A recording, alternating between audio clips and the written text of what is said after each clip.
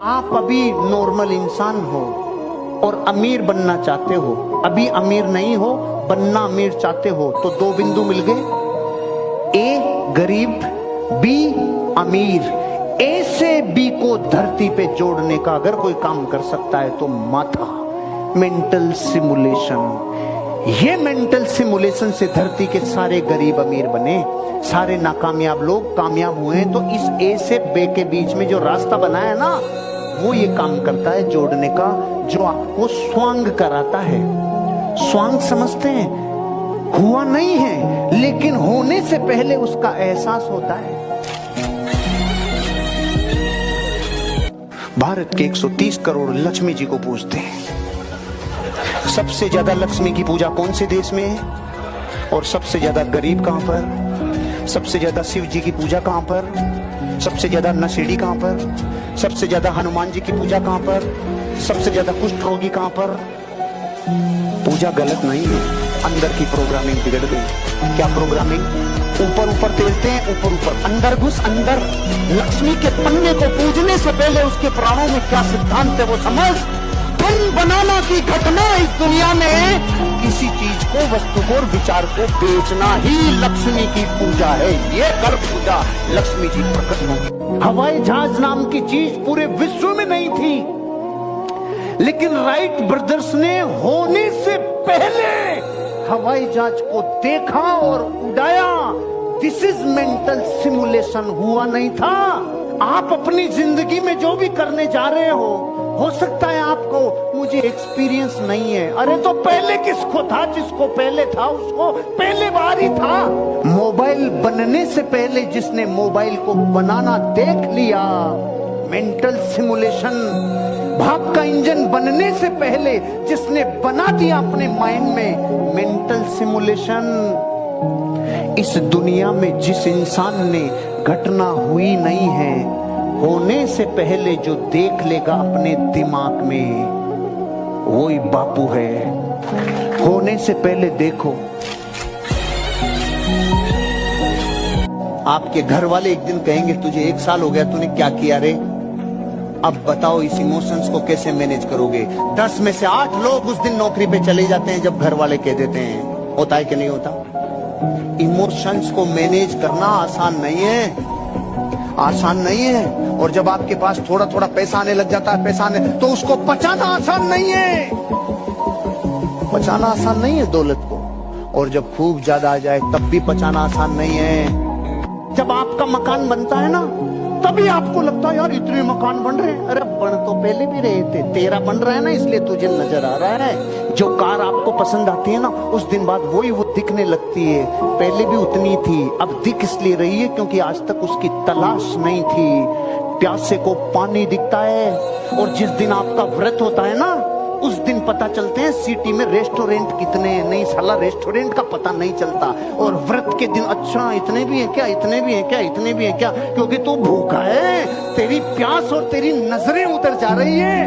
अपनी रुचि अपनी अमीरी पे, अपनी कामयाबी की तरफ लगाओ। मां कसम वही वो दिखेगी, सपनों में वही वो आएगी। आपकी मर्सिडीज बेंज, आपकी BMW, आपकी ऑडी, आपका घर, आपका बंगला, आपके बच्चों की शिक्षा, आपकी जिंदगी की तरक्की, ये प्यास होगी तो नजर आएगी। एक मास्टर जी थे, अपने ज्ञान पे बहुत घमंड था। अक्सर विजिट पे निकलते थे कि देखे बच्चे क्या कर रहे हैं। बच्चे कंचियां खेलते थे। मास्टर जी बाहर निकलते थे। एक दिन बच्चे कंचियां खेल रहे थे तो मास्टर जी ने बोला, अरे ओए नाथू चोतू मंगलू, तुमने कभी ताजमहल देखा है? नहीं गुरुजी। अबे कभी घर से बाहर निकला करो, दुनिया देखा करो, घूमा करो, सालो यहीं पड़े रह जाओगे। ठीक है गुरुजी। दूसरे दिन फिर आए, अरे तुमने कभी लाल किला देखा है? नहीं गुरुजी। अरे कभी घर से निकला करो, दुनिया देखा करो, यहीं पड़े रह जाओगे। तीसरे दिन फिर आए, अरे कभी कुतुब मीनार देखा है? नहीं गुरुजी। अरे घर से निकला करो, घूमा करो, दुनिया देखा करो, यहीं पड़े रह जाओगे। 3 दिन में पप्पू का दिमाग खराब हो गया। पप्पू ने बोला कल गुरुजी को आने दो, मैं निपटूंगा।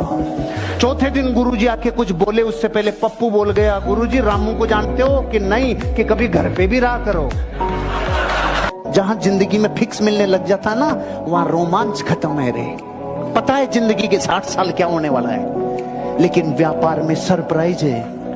ऊंचा है, नीचा है, रंग है, जबरदस्त प्रकृति की खौफनाक घटनाएं, नोटबंदी है, चालू है, नए हैं, पुराने हैं, इसमें कितना सरप्राइज है, रोमांच है, आनंद है, अनसर्टेनिटी है, कुछ भी हो सकता है, कुछ भी हो सकता है। ये जीने का मजा है। 60 साल जिसको पता है साला कुछ नहीं है, रस खत्म है गन्ने का। भाग्य के हाथों में सुपुर्द हो जाओ। कितने लोग हैं जो पहली बार आए, फर्स्ट टाइम। आ जाओ भाई साहब, आप आ जाओ, सूट वाले भाई, आप इस हॉल से बाहर चले जाओ और आप इनका ध्यान रख लो, इनको अपनी आवाज सुनाई नहीं आनी चाहिए। अब आप ध्यान से सुनो, मैं उनके साथ क्या करूंगा।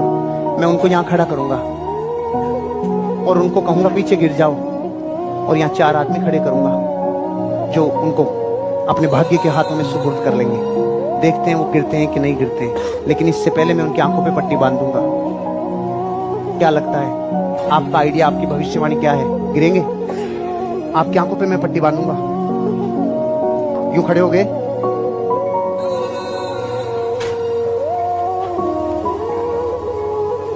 खड़े रहो, आराम से, आराम से खड़े हो, रेडी हो। मैं आपको जो कहूं आप कर सकते हो, मेरे पे विश्वास है। पीछे गिर जाओ।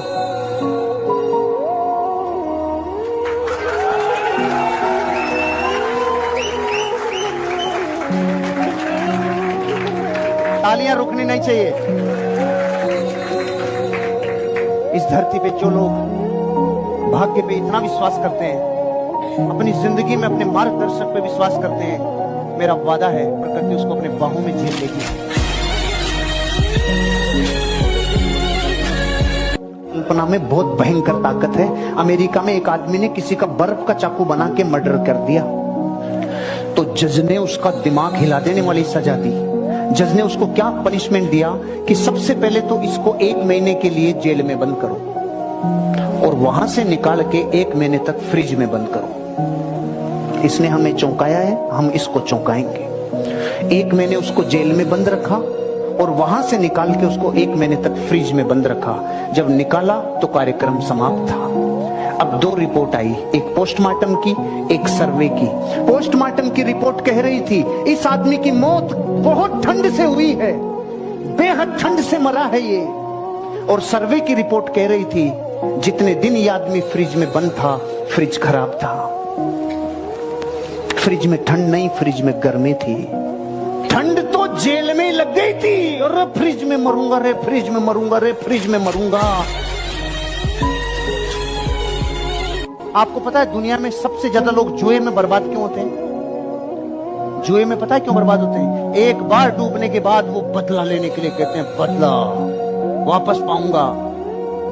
फर्श भी निचोड़ के ले लेती है प्रकृति, उससे फर्श भी उखाड़ के ले लेती है। बदला लेगा, डूबी हुई लागत को वापस पाने के चक्कर में नया अचीवमेंट करना भूल जाएगा। नहीं, अपना जो स्टेटस था मैं उसे वापस पाऊंगा। सुन, वापस वो नहीं मिलता, या तो उससे कई हजार गुना मिल सकता है या बिल्कुल नहीं मिलेगा। तेरे पुरुषार्थ में दम होगा तो मिलेगा। अपनी जिंदगी में डूबी हुई लागत को वापस पाने की कोशिश मत करो। डूबी हुई लागत मतलब क्या? सिर्फ रुपया नहीं, सिर्फ मान सम्मान नहीं, सिर्फ एफर्ट्स नहीं। आपकी जिंदगी में जो अतीत में आपको दुख दे गया वो सब डूबी हुई लागत।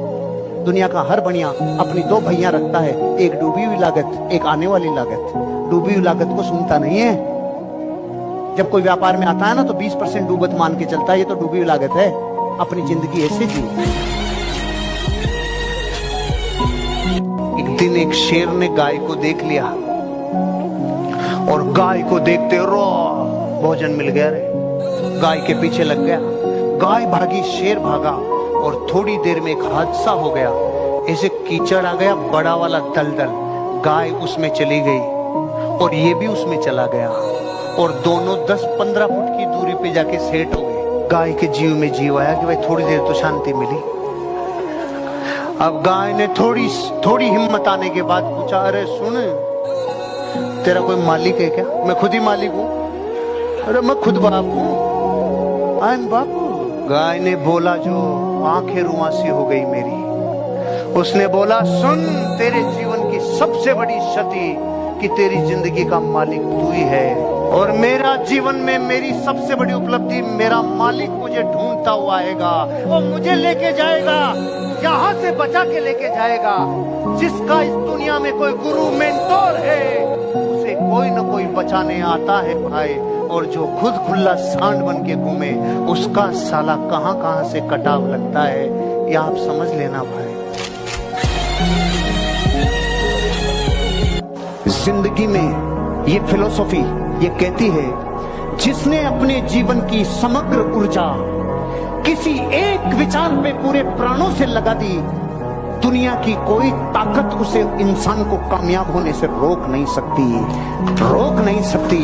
एक विचारवाद इस घटना का नाम है, जब आप अपनी जिंदगी में अपनी समग्र ऊर्जा, अपनी सारे निर्णयों की ताकत, अपनी जिंदगी का पूरा ध्यान किसी एक व्यापार पर, किसी एक प्रोफेशन में, किसी एक जगह पे, किसी एक पे जब आप अपनी जिंदगी का पूरा ताकत लगा देते हैं, प्रकृति बाहें फैलाकर आपको कहती है, आपको नाकामयाब धरती पे करने वाला कोई नहीं है। आप कामयाब होके रहेंगे, लेकिन एक